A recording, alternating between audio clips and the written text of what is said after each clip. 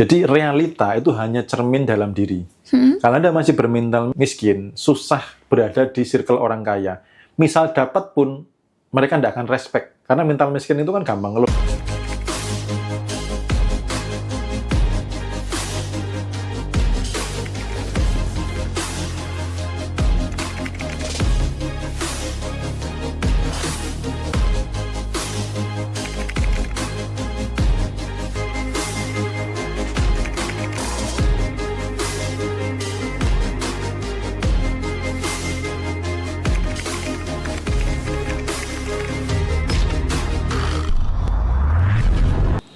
Oke, gitu. Next ada dari Kak Nur.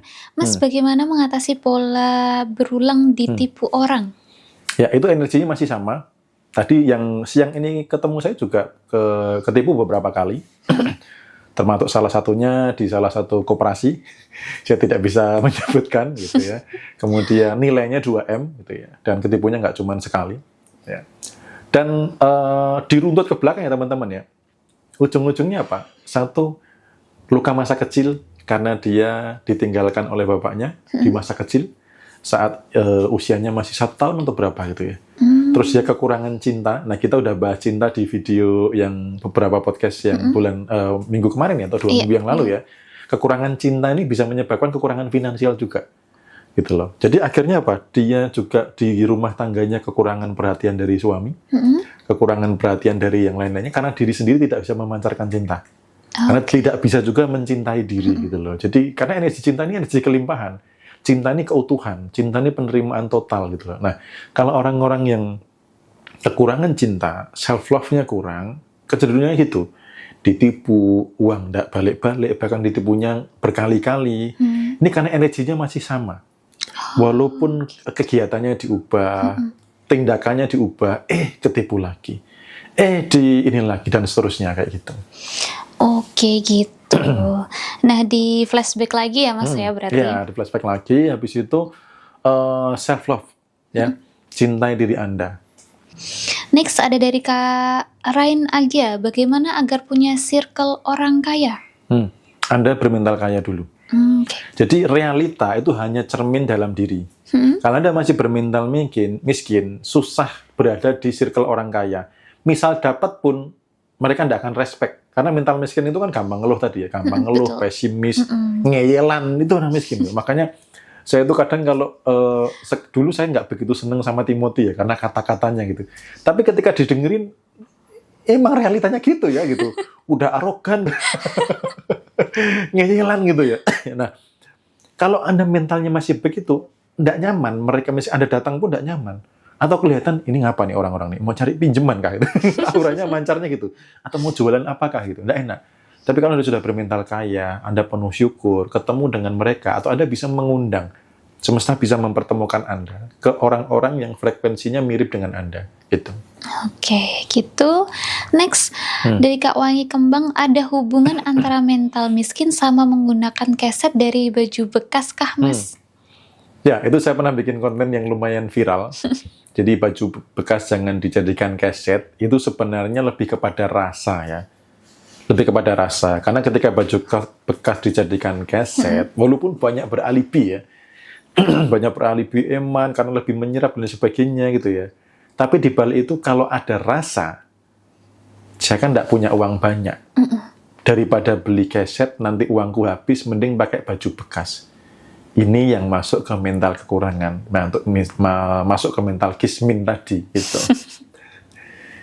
Oke, next ke pertanyaan selanjutnya ada dari Bu Tati.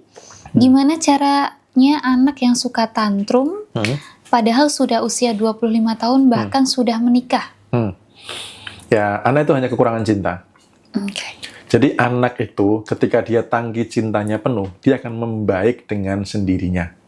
Itu ya. Tapi kalau anak kekurangan cinta, ya pasti akan berulah.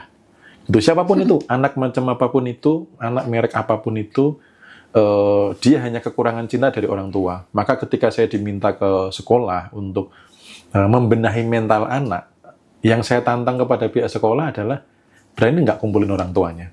Saya perlu ngomong dengan orang tuanya. Jadi saat terima rapot kemarin, bukan yang ini ya, tapi yang pertengahan semester kemarin, saya diundang tuh ke sekolah untuk ngasih pendidikan parenting. Karena anak ini hardware-nya kan dari Tuhan nih. Betul. Software-nya kan orang tuanya yang ngisi. Mau diinstal program apa? Itu yang membuat jadinya dia kayak apa. Nah, kalau kebayang nggak kalau misalkan nih si komputer ini, si anak ini saya benerin, nyampe rumah ditanamin software jelek lagi, kan sama aja. Nggak selesai-selesai. Maka ketika orang tuanya datang, saya rasa nggak ada yang nggak menangis waktu itu. Karena apalagi ketika saya menanyakan, katanya berjuang demi keluarga. Kok justru malah mengorbankan keluarga? Kok anak jadi korban atas ketidakmengertian orang tua? Atas luka di masa lalu, atas luka dengan pasangan. Contoh simpel, yang paling simpel ya. Istri ini tiba-tiba memuarah, seorang ibu tiba-tiba memuarah sama anak hebat. Padahal kesalahan anak ini kalau dikasih skor itu cuma 2. Kesalahannya 2, marahnya 10. Sebenarnya yang 8 ini untuk suami. Karena nggak berani, maka 10-nya ditumpahkan ke anak. 8 untuk suami, 2 kesalahan anak, marahnya 10 ke anak. Ini contoh ya, contoh gitu. Atau ayah-ayah yang merasa berjuang untuk keluarga, nggak pernah ada waktu untuk anak. Anda bisa cek, anak yang kekurangan figur ayah, risikonya seperti apa? Habis ini googling ya teman-teman ya, karena waktu kita tinggal sebentar. Googling aja, anak yang kekurangan figur ayah akan bagaimana. Kalau yang saya temui kecenderungannya kalau cewek biasanya itu jodohnya bisa terlambat, atau ketika berumah tangga itu bermasalah bisa sampai ke case perceraian. Ini kecenderungan ya, tidak pasti ya teman-teman ya. Atau kalau pria itu biasanya daya juangnya lemah, males-malesan, bisnis gagal terus-menerus karena nggak ada figur ayah yang menguatkan dirinya. Gitu. Maka ayah-ayah yang terlalu sibuk ketika Anda ada waktu dengan keluarga nggak dimanfaatkan betul, benarkah berjuang untuk keluarga gitu loh. Nah, kayak gitu. Jadi memang parenting ini ya menarik juga karena ujung-ujungnya yang menentukan anak besok akan jadi kaya atau miskin tergantung dari didikan orang tuanya. Gitu. Oke, begitu. Next ada dari Kak Ruang Fatimah. Mas, apakah hutang itu bisa mengurangi rezeki? Hutang kalau nggak dibayar ya. Apalagi kalau sudah mikir, bahkan belum hutang ya. Mikir saja, nanti ngutang kemana lagi, itu berdampak ke rezeki. Oke. Karena kalau nanti ngutang kemana lagi, ini artinya sudah nutup tidak mungkin ada rezeki masuk lainnya, sehingga saya harus berhutang. Maka dulu saya dilatih sama guru saya gini, Mas Simo, coba bulan ini stop berpikir harus ngutang kemana lagi. Waduh, padahal saya hampir tiap bulan kayak gitu. Karena apa? Gaji saya ini nggak cukup, bukan nggak cukup untuk hidup, nggak cukup untuk bayar cicilan yang ada.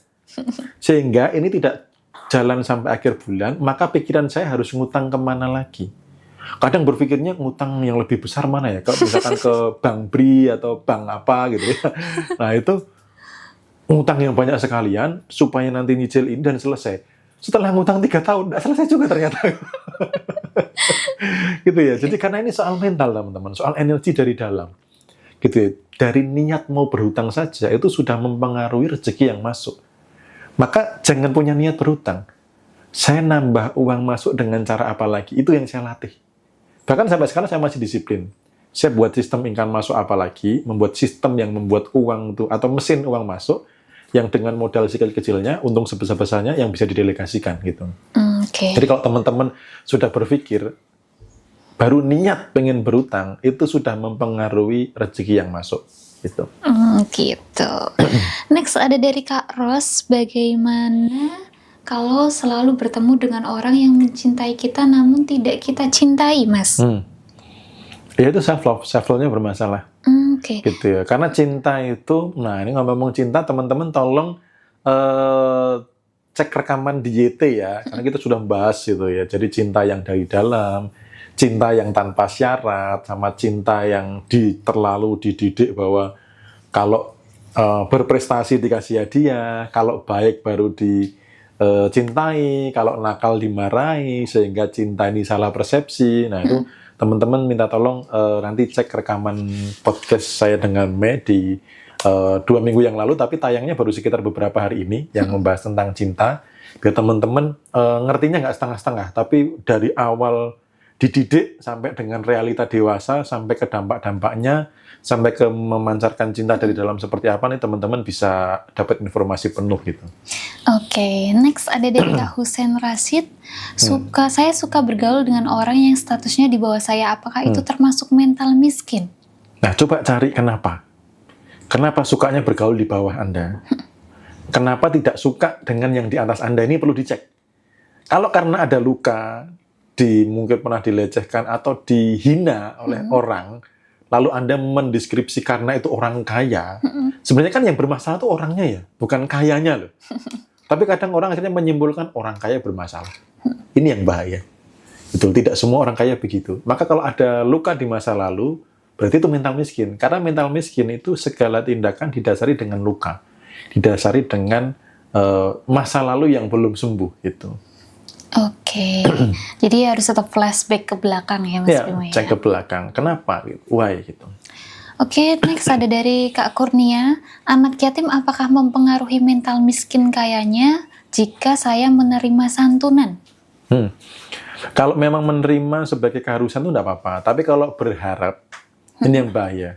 Apalagi sampai rebutan. Ya, karena dulu tempat saya pun di kampung pun jadi masalah gitu loh. BLT itu jadi masalah.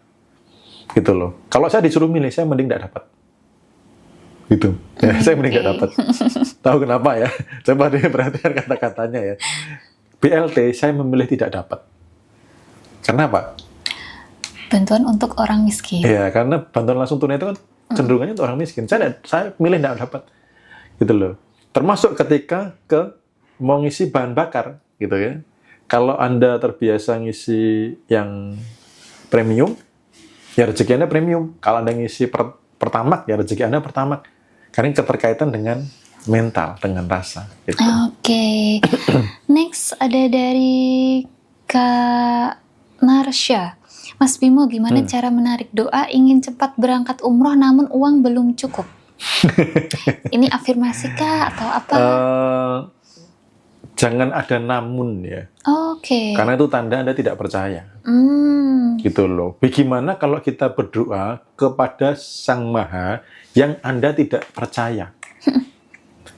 Karena khawatir besok tidak bisa makan itu sudah sama dengan menghina Tuhan gitu loh. Kalau Anda pengen umroh tapi nggak tahu uangnya dari mana, ya kan? Berarti Anda tidak percaya bahwa Sang Sumber Rezeki bisa ngasih jalan dengan yang Anda tidak ketahui. Itu sama dengan mental block. Anda pengen sesuatu tapi Anda menolak saat itu juga. Ibarat doa, Anda doa baru nyampe plafon ditarik lagi. Doanya. Belum sampai tembus sampai langit ya. Baru plafon rumah itu loh, udah ditarik lagi gitu. Oke, gitu teman-teman. Masih ada pertanyaan? Oke, boleh satu atau dua lagi, Mas? Oke, mungkin dari kita teman-teman di YT ya, Mas, karena cukup banyak yang pertanyaan di YT. Ada dari Kak Masan Harohmat. Bagaimana menyeimbangkan antara meyakini impian terwujud tanpa perlu melogikakan caranya dengan menyusun strategi menggunakan logika? Oke, jadi sebenarnya dua-duanya perlu jalan. Hanya saja prosesnya itu perlu mempercayakan kepadanya. Gitu loh. Bukan berarti kalau teman-teman itu sudah afirmasi lalu nggak boleh nyusun strategi. Ya. Artinya tugas Anda itu doing the best. Tapi soal hasil, nah Anda jangan jadi peramal. Soal hasil, percayakan kepadanya. Anda tugasnya ikhtiar maksimal. Ada tugas, ikhtiar maksimal ada tugas. Gitu. Anda boleh menyusun strategi, Anda tidak boleh memprediksi hasil. Membatasi hasil gitu loh, karena kalau memprediksi hasil itu ranahnya siapa gitu loh. Itu kan ranahnya. Nah, Anda bekerjalah di ranah Anda ambillah bagian ranah Anda apa, ikhtiar maksimal, menyusun strategi, kemudian memberikan strategi terbaik, belajar ilmu baru, meningkatkan skill, itu perlu ya. Nggak cuman cukup afirmasi tok, nggak usah di logika habis itu duduk diam ya. Ya nggak bisa gitu, karena duduk diam dapat duit pun harus jaga toilet gitu loh. Baru bisa duduk diam dapat duit gitu ya. Betul. Tapi harus gaji orang lain untuk bersihin toiletnya. Jadi Anda hanya duduk diam dapat duit tuh, ya kan? Yang bersihin toilet orang lain. Oke, next ada dari Kak Muha Official. Mas Bimo, bagaimana cara berdoa yang baik dan benar sampai ke langit? Apakah benar berdoa dengan ucapan ingin berharap mudah-mudahan tidak benar cara penyampaiannya, Mas. Ya. Lantas gimana cara berdoa yang benar? Berdoa yang benar itu adalah satu rasa, dan doa itu bukan soal ritual. Doa itu ada yang negatif, ada yang positif. Ketika Anda khawatir, Anda sedang mendoakan diri jelek untuk mengalami peristiwa negatif di depan. Apa yang Anda cemaskan, apa yang khawatirkan, itu kan terwujud. Karena Anda mendoakan, Anda sendiri mendoakan. Jadi jangan dikira doa itu hanya yang baik-baik. Karena doa itu soal rasa yang mancar nih doa. Anda mungkin menganggapnya doa itu hanya masuk ke ruang doa, atau setelah melakukan apa, atau di ritual tertentu, enggak. Doa itu adalah rasa yang Anda pancarkan sepanjang hari. Buktinya, banyak orang yang berdoa secara teknik sudah benar, tapi kenapa masih miskin, masih kekurangan? Karena benernya pas doa toh, tapi sepanjang hari rasanya berantakan. Sepanjang hari cemas, khawatir, takut. Sepanjang hari negative thinking, berpikir yang buruk-buruk tentang masa depan gitu ya. Nah ini mau doanya sebenar apapun, kalau dominan sepanjang harinya ndak oke, doa secara ritual tadi ya, ya tetap akan menjadi yang menang, yang dominan. Maka doa itu adalah soal rasa yang dominan sepanjang hari. Nah kata-kata mudah-mudahan, semoga itu tanda keraguan. Artinya keyakinannya kurang. Ada keraguan. Maka hindari kata-kata itu, karena ada perintah berdoalah dengan hakul yakin. Atau berdoalah seolah-olah kamu sudah mendapatkannya, maka kamu akan mendapatkannya. Gitu. Oke. Nah, pertanyaan terakhir. Ini kita tutup dengan pertanyaan dari Kak Mian dari TikTok. Mas Bimo, baju-baju seperti sepatu yang sudah tidak dipakai diberikan ke orang lain itu mental apa? Mental apa? Sebenarnya kalau diberikan nggak apa-apa sih ya, gitu ya. Nggak apa-apa, tapi saran saya kalau mau memberikan mending yang baru deh. Oke. Gitu. Saya baju-baju bekas tidak ada yang saya berikan orang lain, teman-teman. Karena kadang itu cacat sedikit atau sudah layak itu mesti saya buang. Tapi saya buangnya saya kemas rapi. Gitu, saya kardusin gitu ya, saya kemas rapi, saya titip ke tukang sampah, Pak tolong nitip dibuangkan. Ya perkara itu dibongkar, diambil oleh dia silahkan. Karena saya merasa, kalau saya ya, saya merasa ketika memberikan sesuatu barang bekas, kok saya enggak mental kaya ya. Oke. Gitu. Karena saya sendiri kalau dikasih orang barang bekas tuh enggak suka. Gitu loh. Kok bekas dikasih gitu loh, kenapa enggak baru sih gitu loh. Apakah saya layaknya dapat bekas gitu kan. Nah maka kalau mau memberi, saya lebih baik memberi yang baru. Gitu ya. Jadi kalau bekas, saya biasanya kemas rapi, saya nitip buangkan ke tempat sampah kah, atau ke tukang rosok kah. Perkara mereka mau ambil, mau pakai, mau apa, itu keputusan dia. Gitu. Yang penting saya mendisiplinkan, kalau saya memberi orang, saya mending yang baru. Kayak contoh di kemarin sebelum Lebaran, saya ngajak salah satu keluarga gitu kan, saya ajak ke toko baju, mereka saya suruh pilih saya yang bayar gitu. Jadi kalau memberi, saya lebih nyaman memberi yang baru daripada yang bekas. Karena vibes-nya tentunya kan beda. Betul. Gitu. Oke. Nah, mungkin ini satu lagi pertanyaan Mas buat nanggung karena ini sebelum kita tutup. Mas Bimo, cara sederhana self-love bagaimana? Cara sederhana self-love itu ya cintai diri Anda. Apa yang Anda senang, kemudian tubuh Anda rawat, Anda jaga. Ya. Jadi tubuh jangan cuma dipaksa kerja keras terus, tapi berilah dia hadiah. Di buku Ripen juga ada ya, yang mencintai kendaraan terbaik, yaitu salah satu wujud dari self-love. Karena kan tubuh itu kan sudah dipaksa kerja keras bertahun-tahun ya. Kadang cuman pengen baju baru aja nggak dibeliin. Kadang nggak diservis, ya kendaraan nggak diservis gitu ya, nggak pernah pijit, nggak pernah ngerawat diri. Nah, itu kan bentuk bahwa tidak mencintai diri. Karena tubuh ini kan bagian dari diri ya. Walaupun diri ini bukan hanya tubuh ini gitu. Kemudian setelah terbiasa self-love, pancarkanlah cinta yang dari dalam. Gitu loh. Bisa dengan meditasi, bisa dengan meniatkan, saya memancarkan cinta. Nggak perlu ada alasan apapun, nggak perlu nunggu sekitar di luar diri saya bagaimana. Saya fokus memancarkan cinta kemanapun saya berada, kemanapun saya pergi, dengan siapapun. Cinta tapi bukan cinta yang cinta monyet ya, tapi cinta, karena Indonesia ini bahasa cinta agak terlalu terbatas gitu ya. Mungkin teman-teman mudah-mudahan paham lah ya. Cinta yang universal. Pokoknya saya memancarkan cinta kepada siapapun, dimanapun saya berada. Nanti kalau diri sudah penuh dengan cinta, Anda akan menarik orang-orang yang penuh cinta juga, yang menghadiri kehidupan Anda. Gitu. Mungkin ada pesan untuk teman-teman semuanya sebelum ditutup, Mas? Ya, teman-teman sebelum ditutup, renungkan quote saya hari ini, bahwa Mental miskin punya uang hanya sementara. Mental kaya tidak punya uang hanya sementara. Maka belajarlah memiliki mental kaya, kesadaran akan kaya, karena sebelum kaya yang sebenarnya dibutuhkanlah sebuah mental kaya, kesadaran kaya. Supaya apa? Ketika Anda kaya, Anda benar-benar kaya yang awet.